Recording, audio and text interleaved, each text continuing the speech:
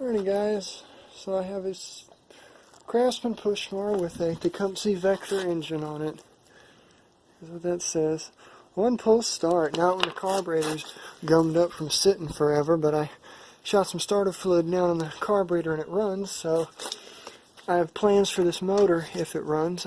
This particular push mower was given to me. It originally came in as a repair.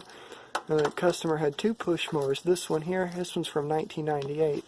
So the customer had two push mowers, a Troy-Bilt that he hit something with and messed a keyway up on the shaft. And I repurposed that engine. I fixed it. And he had this one here, and this one here, it's missing the self-propelled drive cable along with the self-propelled drive handle, or the drive bar. And I priced all of that, and in all honesty, it's going to cost an extraordinate amount to get them parts. About a cable is like all together. I can't name off it all, but I had the parts priced because it was one of them specialty order items that I couldn't get, and I didn't feel like waiting months for it, but it cost me like $50 to repair this thing, and it's really not worth it. But so that is why I'm going to fix it up and rip a motor off. So now what I'm doing is I'm taking off a carburetor. I've actually fixed this one before. You can see where that part right there is busted, because a lot of people don't realize you have to take that off. And then this whole mechanism slides right off.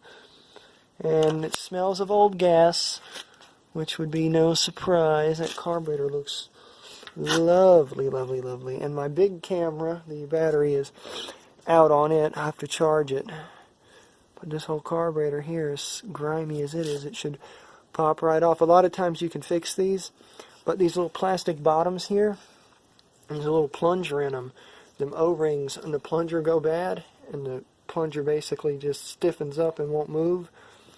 And you can't just buy just the O-ring. You have to either buy a complete carburetor or buy the bottom part. Now I've replaced this one on here twice because I've been servicing this thing ever since it was new. So it's kind of sad that I'm going to rip a motor off and junk a frame, but it is what it is. So what I'm going to do is I'm going to get that carburetor off. Like I said, I'm using my phone to record this because my big camera does not work right now. But this thing ran good off starter fluid, so I'm going to see if I can salvage the carburetor. If not, I'll order one for it. And then I'll rip a motor off. And I'll have me a good running Tecumseh Vector engine. I don't like these motors. Here's the info sheet for those wondering. Come on, phone, focus, please. There we go. It's from 1998. And this was a fancy mower back in its time, as you see there according to that data tag. May 16th of 98. I don't have the bag for it, but it's got a good blade on it. There's a lot of parts on here I can use. So what I want to do is get that carburetor off and take it over to my workbench, dig into it, see if it's salvageable. If not, I'll order one for it. So I will give you all an update momentarily. Alright, so little update on the Vector. I got the gas line off, which is hard as a rock. I'll have to replace it. And I got to get these studs out. To get these studs out, I have my whole array of 12-point sockets. It's a 5/32 socket. It is a very odd size. Tecumseh was known for having odd size parts. And yeah, this carburetor here would just slide right off, but some do, some don't. This one here, the studs stop right here, so I have to take the studs out. Like I said, they're 5/32, which is a very odd size. So we'll take that out.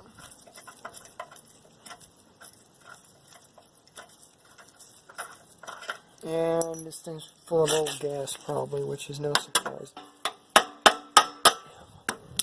It's stuck on here. Alright, let me peck on this some more and try to get it off. Alright, so I got it apart. And it was bone dry in there, which is a good thing. These little plungers here, I'm going to talk about them for a second on these Tecumseh carburetors. There's many different colors. This one here is a yellow one. Some are blue, some are red, I believe there's a black one. These plungers here, the color equals something to do with these jets in the side of it. But if you have a red plunger, yellow one won't work. Used to when you bought these carburetors, don't know what the hell that was, but you'd have to tell a parts person it's a red nozzle, black nozzle, blue nozzle, yellow nozzle.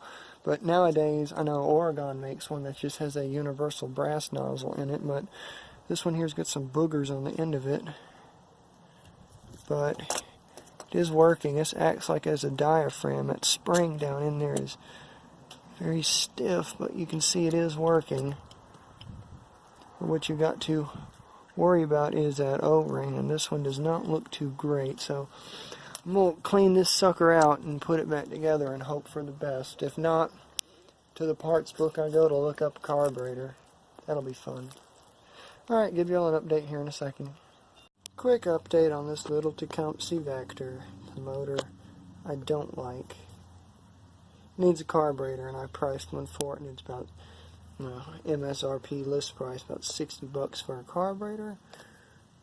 But I'm going to see if I can find a bottom piece for it. A little nozzle thing that I showed you. The little yellow jet's probably no good. The O-rings on the bottom are in there because it'll only run off starter fluid. But it is a good running motor, and who knows, maybe I'll find a jet or something laying around the old shop.